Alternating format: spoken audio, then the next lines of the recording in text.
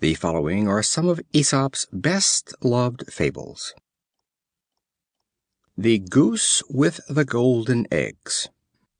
A certain man had the good fortune to possess a goose that laid him a golden egg every day; but dissatisfied with so slow an income, and thinking to seize the whole treasure at once, he killed the goose, and cutting her open, found her just what any other goose would be. Much wants more, and loses all. The Town Mouse and the Country Mouse. A Country Mouse invited a Town Mouse, an intimate friend, to pay him a visit and partake of his country fare. As they were on the bare plowed lands, eating their wheat stalks and roots pulled up from the hedgerow, the Town Mouse said to his friend, "You live here the life of the ants, while in my house is the horn of plenty. I am surrounded with every luxury, and if you will come with me, as I much wish you would, you shall have an ample share of my dainties." The Country Mouse was easily persuaded, and returned to town with his friend. On his arrival, the Town Mouse placed before him bread, barley, beans, dried figs, honey, raisins, and, last of all, brought a dainty piece of cheese from the basket. The Country Mouse, being much delighted at the sight of such good cheer, expressed his satisfaction in warm terms, and lamented his own hard fate. Just as they were beginning to eat, some one opened the door, and they both ran off squeaking as fast as they could, to a hole so narrow that two could only find room in it by squeezing. They had scarcely again begun their repast when some one entered to take something out of a cupboard, on which the two mice, more frightened than before, ran away and hid themselves. At last the Country Mouse, almost famished, thus addressed his friend: "Although you have prepared for me so dainty a feast, I must leave you to enjoy it by yourself. It is surrounded by too many dangers to please me. Better a little in safety than an abundance surrounded by danger." The Milk Maid and her Pot of Milk. A maid was carrying her pail of milk to the farmhouse, when she fell a musing. "The money for which this milk will be sold will buy at least 300 eggs. The eggs, allowing for all mishaps, will produce 250 chickens. The chickens will become ready for market when poultry will fetch the highest price, so that by the end of the year I shall have money enough to buy a new gown. In this dress I will go to the Christmas junketings, when all the young fellows will propose to me, but I will toss my head and refuse them every one." At this moment she tossed her head in unison with her thoughts, when down fell the milk pot to the ground, and broke into 100 pieces, and all her fine schemes perished in a moment. Count not your chickens before they are hatched. The Man and the Satyr. A man and a Satyr once formed a bond of alliance.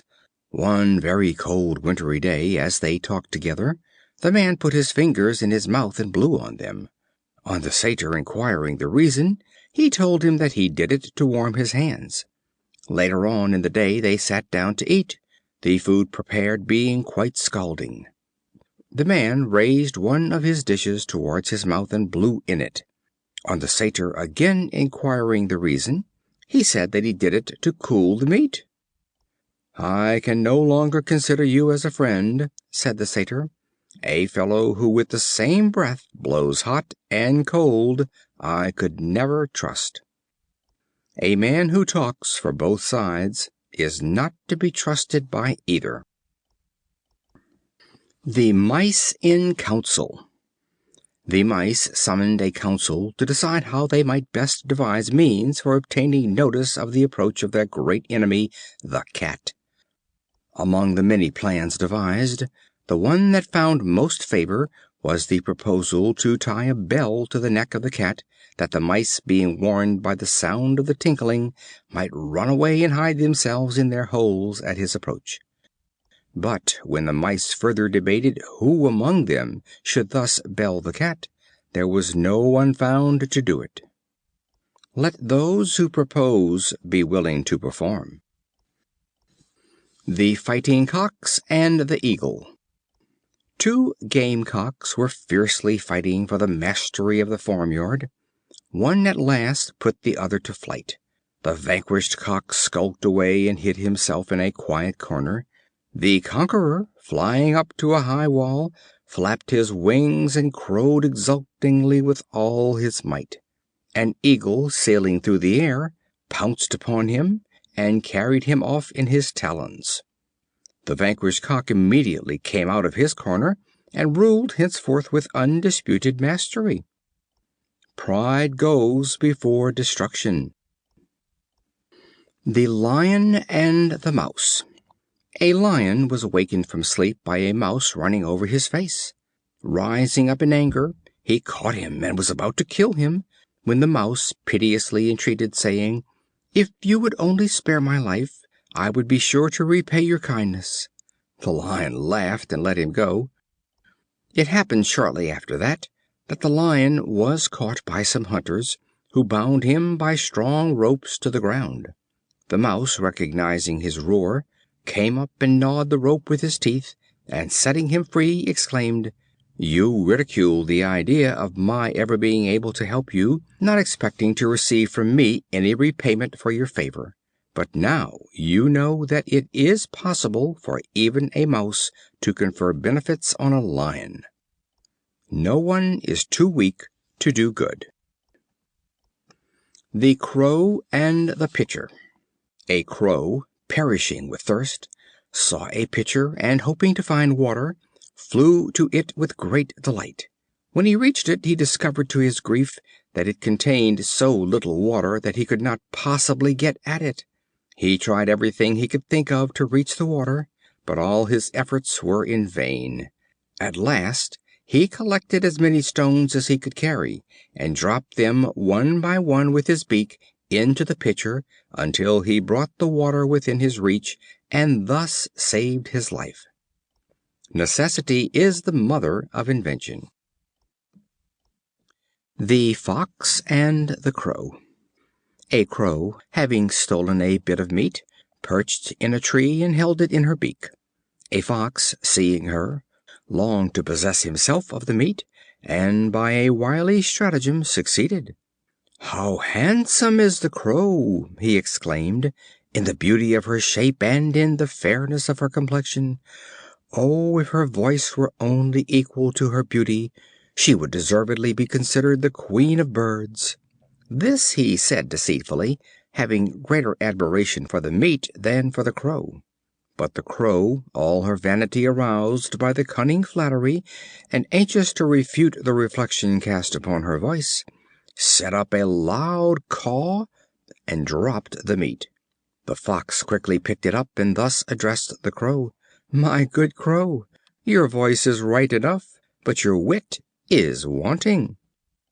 He who listens to flattery is not wise, for it has no good purpose."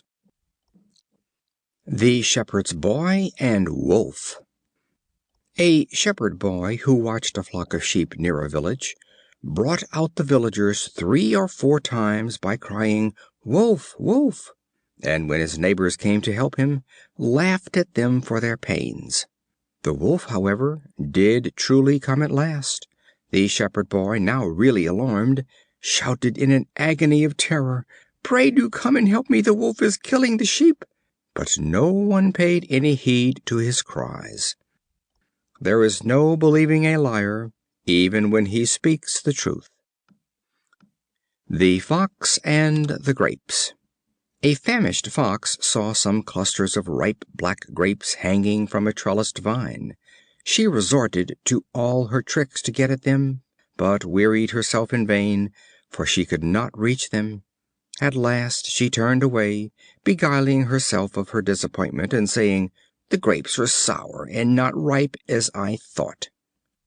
Revile not things beyond your reach. The Ants and the Grasshopper. The Ants were employing a fine winter's day in drying grain collected in the summer time.